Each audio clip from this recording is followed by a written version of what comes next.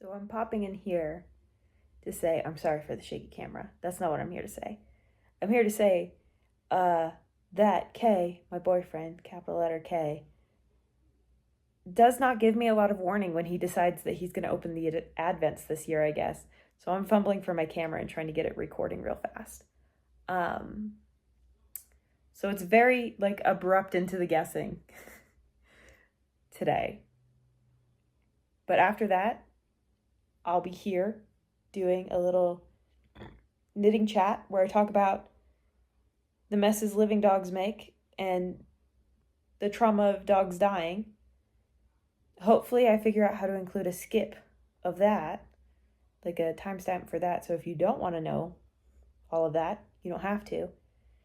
And then I'll do my recap after that. So if you scrub along the bottom and you see this in this spot, skip it if you don't want to hear dead dogs. I'm ready. Oh, shoot.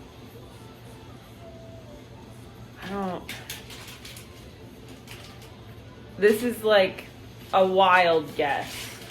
Maybe like a barn owl or a snowy owl? No.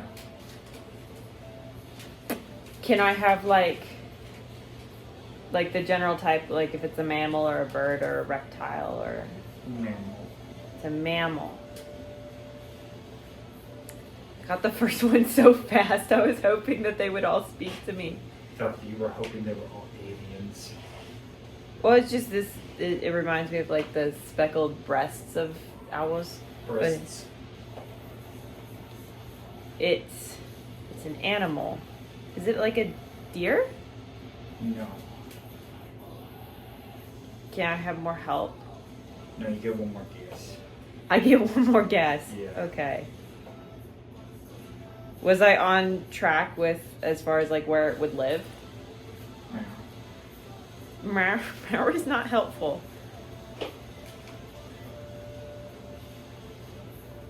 I really don't know. I don't get any more help, so I just get one more guess. I don't know. I've got this doesn't say anything to me. You were close with the deer. Elk? Wrong direction. Oh. Elk and moose are the only things I can think of that are close to deer. It's pretty close to deer. I don't know. You give up. Yes. It's a squirrel. It's a squirrel. I don't associate squirrels with deer. They're in the same place. They are in the same place. You said, can you associate it with the place? This kind of looks like a chipmunk to me. It's got the long tail. Oh. Look at the prayer thing. Oh. There you go. You can pray for anything, and if you have faith, you will receive it. I read it today. So, it is day 5 of this migraine, and I thought that maybe we could chat for a little bit while I knit on my square, because I'm running behind on when I would like to have them done. But I've got my Christmas tree, my emotional support Christmas tree. It comes from room to room with me in the house. I love it. Having a big tree would be nice, but I kind of like that I can have this in whatever room I'm in. I've got some peppermint tea. This is a diamond painting from Diamond Art Club called Cat Magnolias. The artwork is by Roberto Nieto, I think. I'm just hanging out in our office, which has not great lighting for cross stitch, but perfectly fine knitting. Perfectly fine lighting for knitting. Yeah. I've done a couple takes of this because I just get on to rambling about nothing. And I have plans on what nothing I could ramble about, but that's not the nothing I'm rambling about. I say all that. I should talk about what I had thought I would talk about instead of the other stuff. Yesterday, my dog chewed a hole in our down comforter, and feathers got everywhere. The hole was about the size of my hand. So last night I sewed that up. Because it's been so cold. I think that's part of why I'm so frustrated about there not being snow. Is because it's been cold with lows in the 20s, which, I mean, okay. To me, that's cold. I also grew up in Phoenix and then moved here to a higher desert where it gets cold and it snows. But I lived in Phoenix from when I was 5 until I was 24. And we didn't travel for Christmas really, unless like it was, my stepdad's family lives in Southern California. So White Christmas, I don't know her. What's actually cold? I don't know. 20 seems cold to me when I grew up seeing a freezing temperature maybe once a year. So I need the down comforter. I'm cold. I feel like if it's below freezing, you know, I get to call it cold. But I'm still not sure. So I fixed that. And then we had, I think it's called a duvet cover over it. And so she had chewed through that and then into the down comforter. Because of course, only on the days you feel bad, really bad, right? So then I call it if you give a mouse a cookie myself, where if you give a mouse a cookie, it'll ask for a cup of milk. And if you give it a cup of milk, it'll ask for something else, and it just keeps going, right? I am only prone to doing that when I have a migraine, and I get so frustrated with myself as it's happening, but I can't stop. So I went, there's a hole in this. I need to secure the edges before I wash it. I have a serger. Side note, I've never used a serger in my life. I was given this serger because its owner didn't think they were going to use it anymore. And I was like, oh, cool, a free serger. I'm not going to say no to that. I've used a sewing machine twice in my life. I'll take a serger. I don't know what I'm doing. I'll take it. So I was like, there's a hole in this. I need to secure the edges. I have a serger. I will somehow use said serger to patch this hole. Okay, well now we're figuring out how to thread a serger when we have no experience threading even a sewing machine. So I am having to thread, there was a lower looper, an upper looper, and 2 needles. I think that's probably common, a 4-thread serger. I don't know. So then I'm figuring that out, and there's issues because it's got like whisper, I saw it called one place airlock, another place threading.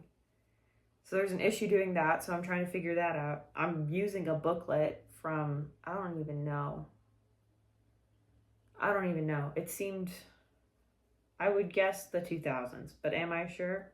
No. I get that figured out. I get everything kind of threaded, and then it has an auto threader or like a threader helper or something to help thread the needles. That's when I find out that one of the needles is loose. I didn't know needles could be loose. So then I'm figuring out how to get the needle back in. And then I'm using the auto threader to thread them. And it just, like, then I'm figuring out how to disengage the blade. And it just keeps going on and on and on. And then suddenly it's been 4 hours. And I'm hunched over on the floor because we don't have any big tables in our house. So the floor is the best place because I wanted to patch the hole in the duvet cover. And it's big, so I was like, I need space. I'll be on the floor. And then it's 9, and I've forgotten to feed both the dog and myself.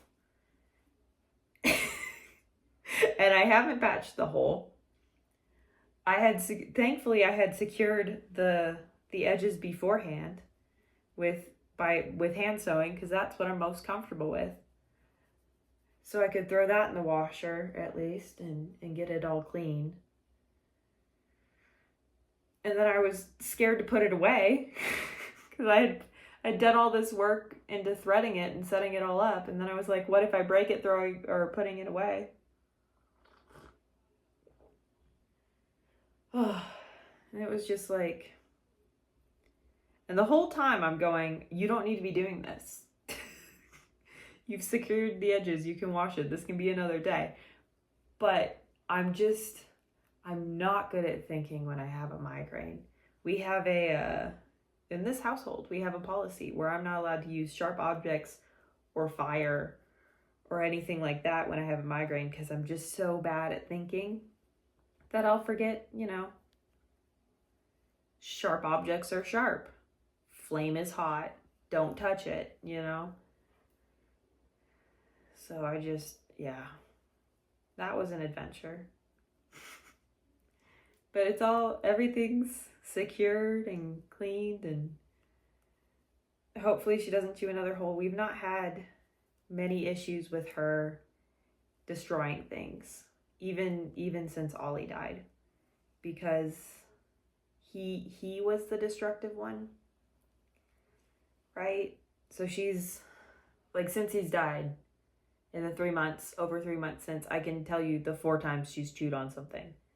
The duvet cover yesterday, we went grocery shopping and she got stressed out in her crate and she managed to reach a towel and chew on the towel. When we first came home after he passed, we were able to take the blanket he had been wrapped in when he passed home so that she could know. And within that first week, she chewed on that blanket. And then I can't even remember what the 4th one was, but it's not been a lot. Versus Ollie. Ollie had anxiety we couldn't medicate. And so if we were grocery shopping and we crated them because it made him feel safe and he always seemed more comfortable than if he was left out. Like, he couldn't sleep outside of his crate. He couldn't nap. He'd just kind of rest there, but he wouldn't actually nap. So we had to have a mandatory nap time and a set bedtime because otherwise he wouldn't sleep. He'd only sleep in his crate. But if we were both gone for more than an hour, he would get so spun up that he would start chewing all the hair off his tail, chewing his leg real bad. And we couldn't do anything for him because, so he had the MDR1 gene, which meant that a lot of medications would kill him based on dosage. You couldn't get a dose low enough that it wouldn't kill him.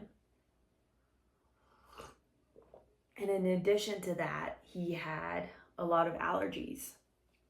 So, like, I cooked his dinner every night just so that he would be able to eat something, right? So he was so destructive because even with all of the guidance you could give him, he still didn't know what to do with himself, and we couldn't, help him all the time because I'm sick. My boyfriend works a lot, which that's just, for him, he's somebody who needs to work. That's just his thing. He doesn't feel right if he's not working. So he's a 12-hour shift type of person. 10 hours is too short in his world, which I can't even imagine. Like, that sounds crazy, but also I have migraines and stuff. And so what I can manage in a day and what he can manage in a day are vastly different amounts of stuff. But yeah, Ollie was he was a lot of work, and I love him to death. Well, now he's dead, but I you just had to love him. But he was also like, he's 100% in a better place now that he's gone, because the world is not scary to him anymore, and he's not risking death by existing. And we were, in so many ways, lucky to get almost 8 years with him, because they're before I came into the picture, there were multiple times where he was hospitalized and then brought back. And it wasn't anyone's fault. That's just how God made him. That's just how God made Ollie. So I guess I could add what he passed away from. It was something went horribly wrong in his liver, so the internet says MDR1, your dog can live a full life with it. However, it is a toxins processing out issue. His body was not good at processing out toxins. And I just think that over time, if you have that problem, toxins probably build up in your system and cause damage. So something went wrong in Ollie's liver. It could have been liver cancer, which is notorious fast moving. It could have been something else, but it was definitely his liver. And he was fine. He was a little sick the day he died, but he was almost always a little sick, you know? The wind blew the wrong way and he'd be sick, kind of like me. So he was still playing ball the morning he died and all that jazz. And it was just, he had a seizure that afternoon, his first ever seizure. He just never woke up. We took him, he was breathing, and we rushed to the animal hospital. I'm telling like a very condensed, clean version of what happened. It was traumatic and horrifying to go through all of that. But we got him to the vet. He was stable, and it was a 40-minute drive to someone who would be available to see us immediately. And we knew it was like an immediate thing because he wasn't waking up, and we had left right after the seizure happened.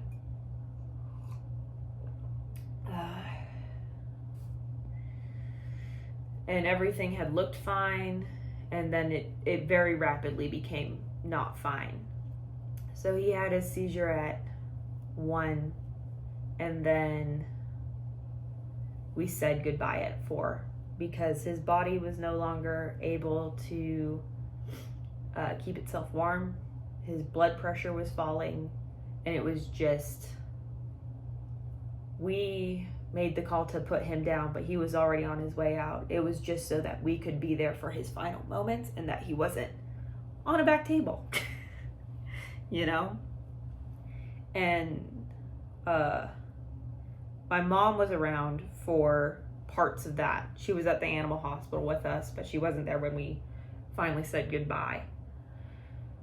And witnessing all of that is part of why she ended up putting down her dog at the start of November, Holly. Ollie and Holly both died this fall. Holly had kidney failure, and her numbers started rapidly increasing.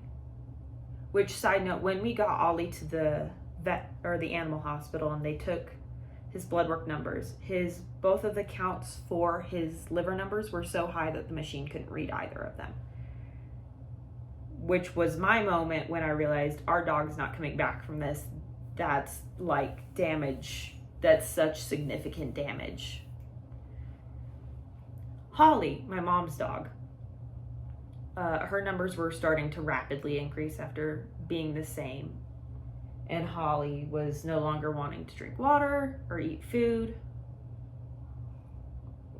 Holly had a history of seizures. So I grew up with a dog that had, or well, not grew up, but high school on, I lived at home a lot of college. High school on, I had experience with a dog that had seizures, a special needs dog.